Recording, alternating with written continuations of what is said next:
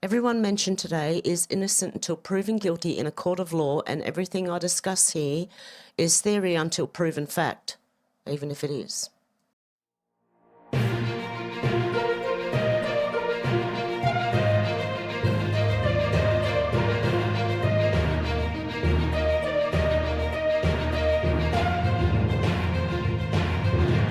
Okay, guys, here we go with the news.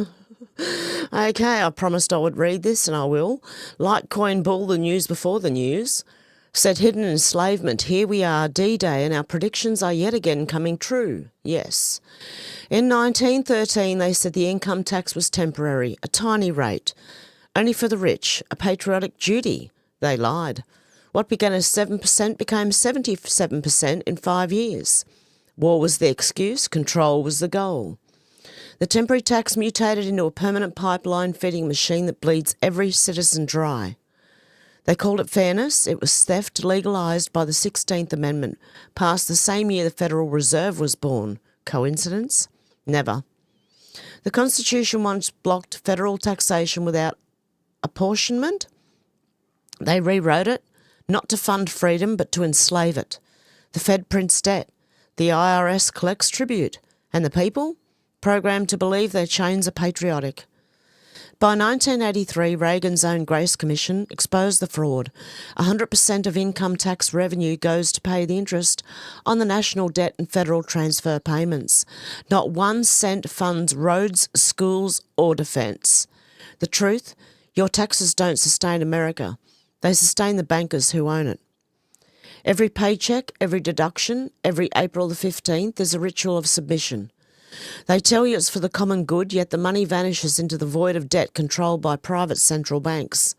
The real government sits behind the curtain counting your labour as collateral. They normalised the lie. They hid the theft behind words like duty, equity and public service. I don't like the word equity anymore. But follow the money. It flows upwards, never down. The political class feeds off your compliance, the Fed grows stronger, the IRS grows bolder, the people grow poorer, and the same families who wrote the laws still write the cheques. The Grace Commission findings were buried, the press silenced, Congress ignored, because exposure would have meant collapse, not of the government but of the illusion that you are free. Every dollar you earn is proof of ownership, not yours, theirs. Every tax form signed is silent consent to servitude. The 16th Amendment wasn't reform, it was a coup. You were never meant to fund freedom. You were meant to fund your own captivity. Read on, it gets better. Prologue, the original sin. In 1913, they sold the American people a lie wrapped in a flag. The income tax they promised was temporary, a temporary patriotic measure. A tiny rate, a mere 1% on the ultra-wealthy, to help in times of national need. It was presented as a duty, a shared sacrifice for the greater good. They lied. And when you hear the greater good, you run the other way. What was ratified as the 16th Amendment was not a tool for fairness. It was the foundational stone of the most sophisticated and brutal financial control grid ever imposed on a free people. This was not the birth of a revenue service. It was the inception of a parasitic entity that would grow to become America's true unelected government, the Internal Revenue Service. This is the report they don't want you to read. This is the truth about the criminal empire operating out of Washington, D.C. Chapter 1, the bait and switch, from temporary patriotism to permanent theft. The first lie was temporary. The second lie was only for the rich. The original 1913 tax code imposed a 1% tax on net personal income above $3,000, equivalent to roughly $85,000 today, with a top surtax of 6% on incomes above $500,000.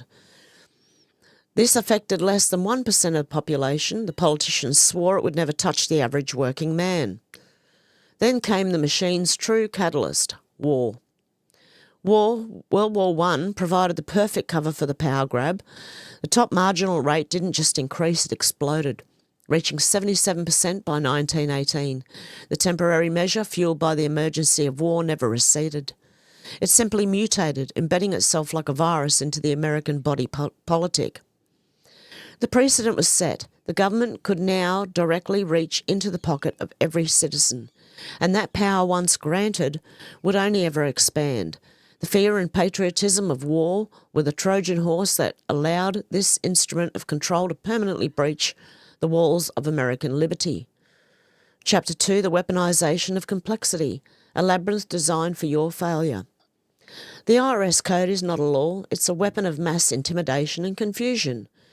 It comprises over 2,500 pages of statutes, supplemented by another 70,000 plus pages of regulations, rulings and case law.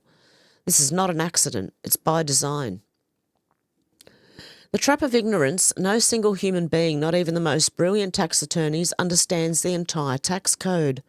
This creates a system where every single taxpayer is likely non-compliant in some minute unknowable way. You're always guilty. The question is only whether you'll be targeted. The compliance industry. This complexity spawned a multi-billion-dollar industry of accountants, tax preparers and lawyers. The system is so convoluted that citizens must pay a private sector middleman simply to navigate their duty to the state. This is a protection racket, pure and simple. Selective enforcement. With a law so vast and incomprehensible, the IRS possesses the ultimate power. The power to selectively enforce it against anyone they choose. Your compliance is not the goal, your subjugation is. Chapter 3, the criminal enterprise, beyond incompetence into malice. That's what Australia's doing right now. The IRS is not merely a bloated bureaucracy, it's a politically weaponised criminal organisation. The targeting scandal, Lois Lerner's reign of terror in the early 2010s, the IRS was caught systematically targeting conservative groups applying for tax-exempt status. Groups with words like Tea Party or Patriot in their names were subjected to unlawful delays, invasive questioning and harassment. This was not a mistake by low-level employees. This was a coordinated, top-down effort to silence political opposition using the full force of the federal government. The perpetrators faced zero meaningful consequences. The Armed Enforcement Wing, the IRS Criminal Investigation, CI Division, boasts 2,500 plus special agents who are federally credentialed law enforcement officers. They carry guns, they execute raids. Why does a tax collection agency need a paramilitary force? To instill fear, to crush dissent. The message is clear. Resistance is not just futile, it's met with overwhelming state-sanctioned violence. The leaking of private tax data in recent years, the private tax returns of thousands of America's wealthiest individuals, were illegally leaked to the media. This was a catastrophic breach of trust and law, designed to publicly shame and target political enemies. The leak came from within the IRS. This is the action of a rogue intelligence agency, not a civil service organisation. Chapter 4, the final enslavement, the withholding scam. The most psychologically brilliant and insidious mechanism of control is withholding. Before 1943, Americans paid their taxes in lump sum. This was painful and created widespread resentment. The current Tax Payment Act of 1943 changed the game.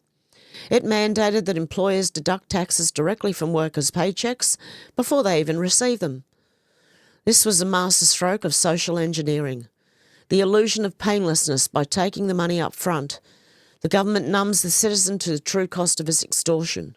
You never hold the money, so you don't feel like it's being taken. You budget your life around your net pay, forgetting the significant chunk that was stolen before you even saw it. The Stockholm Syndrome of a refund. The system is deliberately calibrated so many people overpay throughout the year. The subsequent tax refund is not a gift, it's a return of your own interest-free loan to the government. Yet people celebrate it, feeling grateful to their oppressor for returning a fraction of what was stolen. This is psychological manipulation of the highest order. You're being trained to love your own enslavement. Tax is the greatest scam known to man. Chapter 5, the Kangaroo Courts, Justice Denied. When you challenge the IRS, you do not enter a system of impartial justice. You enter a stacked deck. You are guilty until proven innocent in the US tax system. The assessment of the IRS is presumed correct. The burden of proof is on you, the citizen, to prove your innocence. This inversion of the most fundamental legal principle is the mark of a tyrannical system. The tax court trap. The US tax court is not an Article 3 court like other federal courts. Its judges are appointed by the president, but their careers are often intertwined with the IRS. To even file a case, you must first pay a hefty filing fee. It is a system designed to deter and defeat challenges from the outset. Chapter 6, The Global Enforcer, Exporting Tyranny. The corruption of the IRS is no longer confined to US borders. With laws like the Foreign Account Tax Compliance Act, FATCA, it sounds a bit wrong to say, but yeah, FATCA, the IRS has forced foreign banks and governments around the world to become its de facto spies. Every bank from Switzerland to Singapore must now report on the assets of US citizens or face crippling penalties. This has turned American expatriates into financial pariahs, renouncing their citizenship in record numbers to escape the IRS's global dragnet. The empire's reach is now truly worldwide, enforcing its will on sovereign nations. Epilogue, The Unshackling. The IRS is the enforcement arm of a criminal enterprise masquerading as government. It was founded on a lie, built on complexity, weaponized for politics, and sustained by psychological manipulation and the threat of violence. It's not a necessary evil, it's an unnecessary tyranny. The path to freedom does not lie in reform. A machine built for extraction and control cannot be reformed. It must be dismantled. The path forward is the rejection of its legitimacy, the widespread adoption of financial privacy tools, and the ultimate abolition of the direct unapportioned income tax that made this monster possible. The chains are not physical. They are digital, financial, and psychological, but they are chains all the same. Recognising the jailer is the first step toward freedom. The question is, do you have the courage to turn the key? Do people even know they are in a jail cell in the first place? What do you guys think about all this? I happen to agree. It was brought in for the rich at first, only the rich, and then it trickle down into everybody else. And of course, you know, all wars are banker wars, and allegedly, and they're the ones that benefit. And do you benefit out of a war? Do any of us benefit out of war? Who does? I'll leave that question for you to answer. Let me know what you think in the comments below, guys. I hope you have a good morning, afternoon or evening, wherever you are, and I'll talk to you soon. Bye, guys.